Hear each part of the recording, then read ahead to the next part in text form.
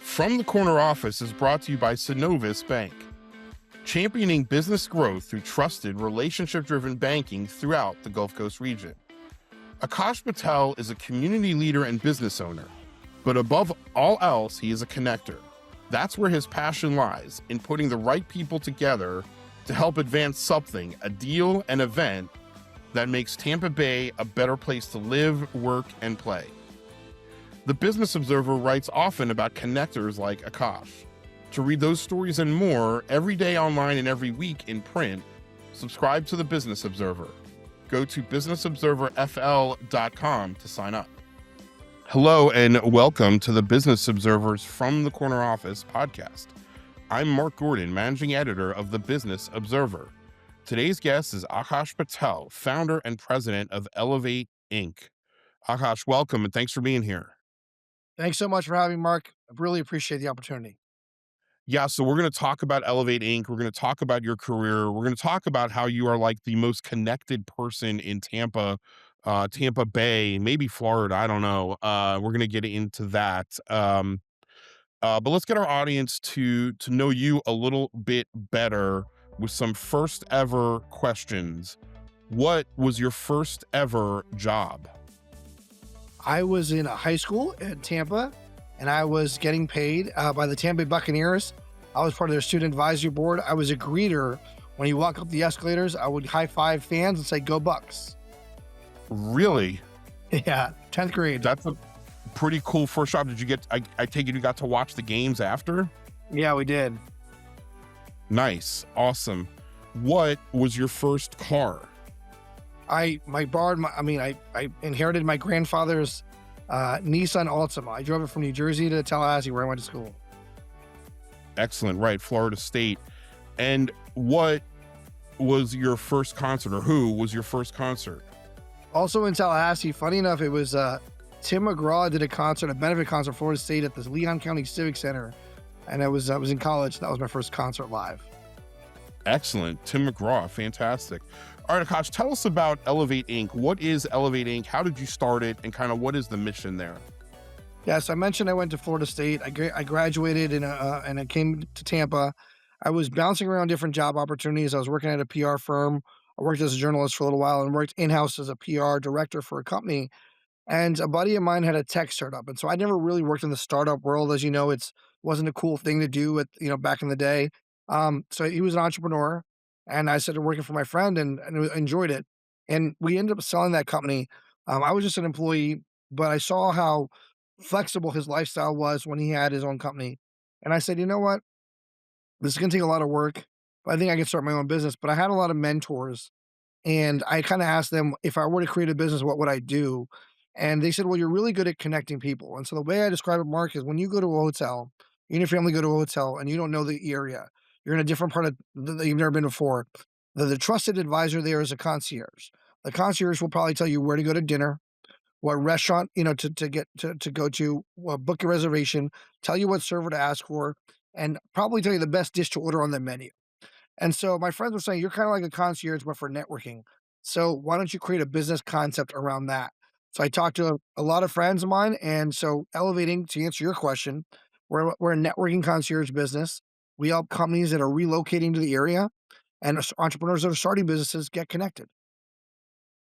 How did you get all this? What were some of the things you did in the beginning to build up this network? Because as we said earlier, and we can talk about that as well, but you have such this big network of people. But in the beginning, you're this young, as you mentioned, you're working for the startup, figuring things out. So how did you do this from the beginning?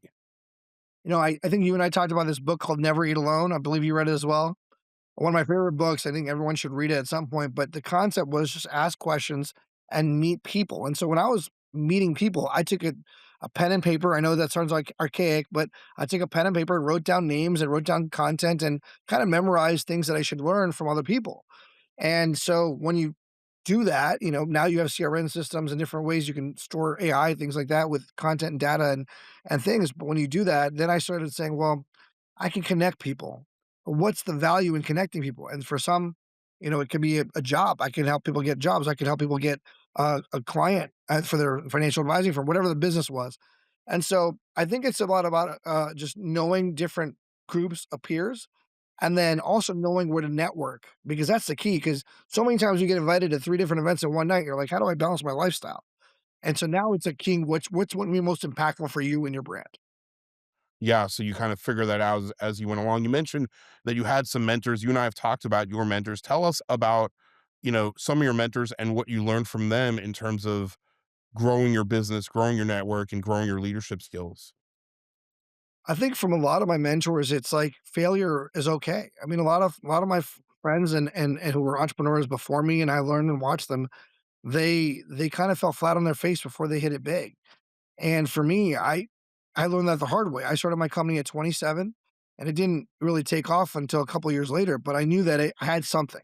I knew I had something because people were still hiring us, but not to the level I wanted. And so, the other part of it is it's just feedback, right? When I was drawing I mean, I Googled how to write a business plan. I didn't know how to write a business plan. I didn't go to MBA school. So just thinking about just the simple things and how to charge, how to invoice, when to invoice, things like where to, what services, how do you deliver a metrics report? How do you measure social media content? I was in you was just kind of trial by fire. Yeah. Yeah, you mentioned feedback. It comes up a decent amount of times on this podcast. How have you responded to feedback that might have been difficult to hear at the time that you're looking back at it now? You're like, all right, I'm glad I adjusted, adapted, or tweaked. But what was that feedback and how did you adjust to it? Yeah, great question. A lot of patience, and Yeah. also you got to realize that people have a busy life, and when they're giving you guidance, they're not doing it for their own benefit. They're doing it because they genuinely, truly care about your success. Yeah. You've worked with a lot of leaders, and you've been on boards. We're going to get into the board thing in a minute. Um, what do you think stands out as a good leader? What is one or two characteristics that make good leaders? A good communicator and a good listener. Which seems like, it's hard to do both, but, good leaders figure out a way. Yeah. Yeah, well, you have to be able to communicate that message, right? And then, we hear a lot again on this podcast. It's 2 ears, 1 mouth, right? And use your 2 ears. Yeah. Tell us about some of the organizations that you're involved in. I would imagine you have to say no at some point, but if you go scroll down your LinkedIn, you're certainly involved in a lot of boards and causes. Tell us about some of those and how you got involved in those. Yeah, so I'll go back to when I first moved here. One of my first mentors was a woman named Renee Vaughn. At the time, she was the first lady at University of Tampa. She got me involved in the University of Tampa Board of Counselors, and they have a Board of Fellows as well, which I'm now on. But I was a chair of the Board of Counselors in 2015. When I started my business in 2012, a couple years later, I met then Governor, now Senator Rick Scott. He appointed me to chair the Early Learning Coalition in Hillsborough County. So that's the board that oversees all of VPK for Hillsborough County. And long and short of it is, um, the board of early learning that I chair, that I first got appointed into in 2014, I'm still the chair 12 years later today. And that's been a great board. I've got we have a board of 27 folks. There's over 155 employees at the organization. We have a $200 million budget. So as the chair, I'm the spokesperson. I advocate in Tallahassee, and our job is to hire and fire the CEO. And it's been a great organizational learning curve, a lot of changes. And then, of course, when I ran for office and lost my election for county commission, Governor DeSantis called me and appointed me to the board of Hillsborough College. It used to be called Hillsborough Community College. I just finished my 4 years and 2 months on that board. Of course, now there's getting a lot of press, as you've written about, with the Tampa Bay Race situation. But I love being on the college board because I was at 4 graduations.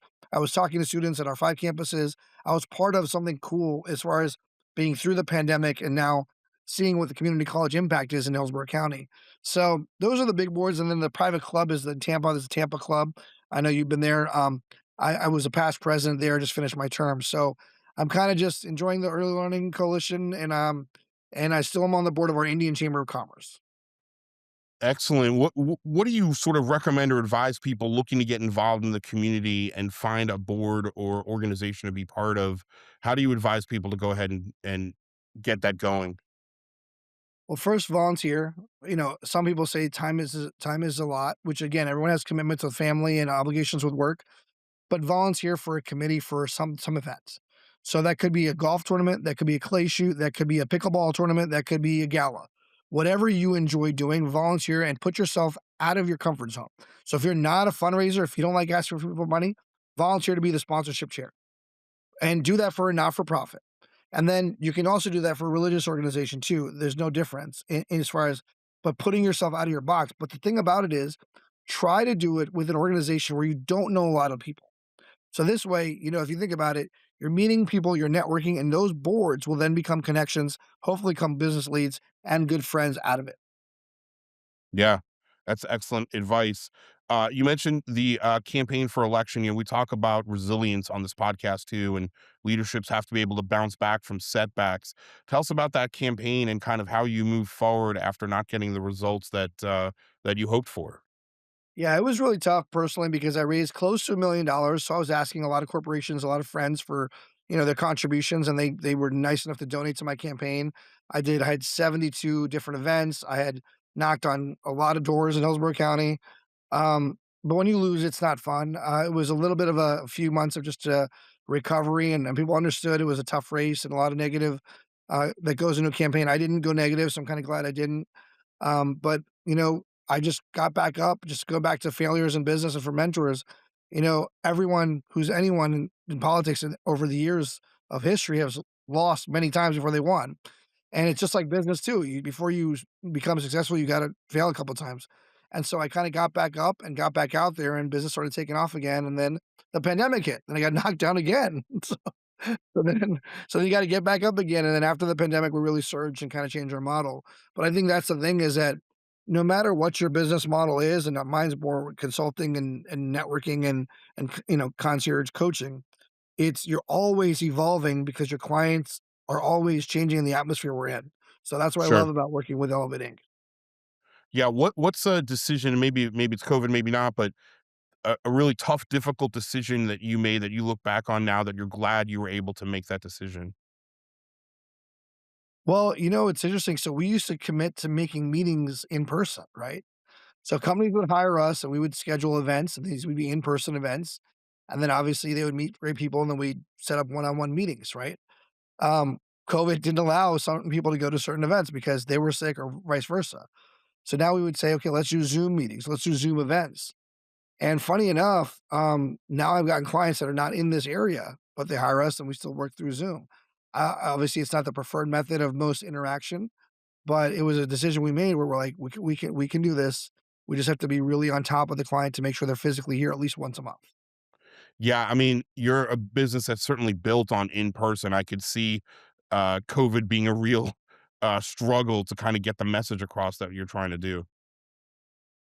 Yeah, and especially because the people are paying us for interaction in person and sponsorship, and so.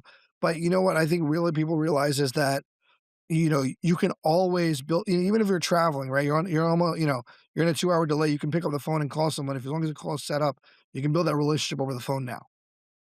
What's the best leadership advice you've ever received? Oh, that's a good one. I would say just, like I said earlier, lead with integrity. I think people are always watching you. And it's the little things that make a difference. I think that's another piece of advice I got early on. Simple things are just like, someone says they can't make an event because they're ill. Okay. The next day, check in. Hey, are you feeling better today? Just small little things, right? Or someone has a death in their family or a personal issue. Hey, just want to make sure you're thinking of you. And we don't have to talk about work, but I just want to. I'm here. I'm here to talk if you're okay. And sometimes people like see that's impressive. That's like way beyond their scope of what they're supposed to do. I'm like, but that's what I was taught. You're taught that your friends, people do business with people they know, like, and trust. And all of our clients we like, and whether they end our contracts or not, we still stay in touch with them, and they still want us to succeed, and we still want them to succeed. Yeah, I mean, and maybe this is part of it, but what kind of legacy do you hope to leave as a leader? What do you want people to say about you and elevate 10 years from now, 15, 20 years from now? Yeah, people hired us to meet more people and to learn more about themselves and the community. We want people to hire us, learn about themselves, learn about the community, and make a difference here, make an impact, right? So what I say is, how do we make a memory every day? So simply put, every time I go to an event with clients, we take a photo and put it on LinkedIn. That's one memory, right? But now if I'm not there and they're not working with Elevate, how are they making a memory? How are they inspiring others? And so mentoring, like we talked about, networking, going outside your box, but simply put, just making a memory so they can make a lasting impact in our community. Excellent. Making a memory. I love that. One last question. We're getting into spring, almost here at spring 2026. What are you looking forward to going into spring and summer at Elevate? What's top of mind for you? Baseball, obviously, it's spring training coming up soon, right? It's around the Yes. corner. And the Rays, of course, are in St. Pete again, so that's exciting. No, I think You say the Rays or the Mets? the You Rays, the said the Rays. Rays.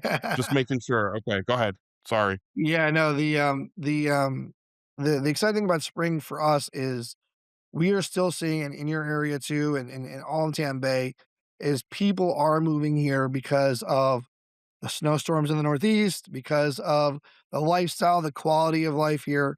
And so we get to work with companies when they first move here, and it's exciting. And so I'm seeing a surge of people moving here every day, even though traffic's getting worse. We're still seeing people move here, and we're excited for that. Excellent. Well, Aakash Patel, Elevate Inc., thank you so much for joining us on the From the Corner Office podcast. Thanks for having me, Mark. I appreciate it. Thank you for listening to the Business Observer From the Corner Office podcast. I'm your host, Mark Gordon. This podcast was produced by Reed Corley of the Corley Company in Sarasota. To hear more episodes of From the Corner Office podcast, go to businessobserverfl.com.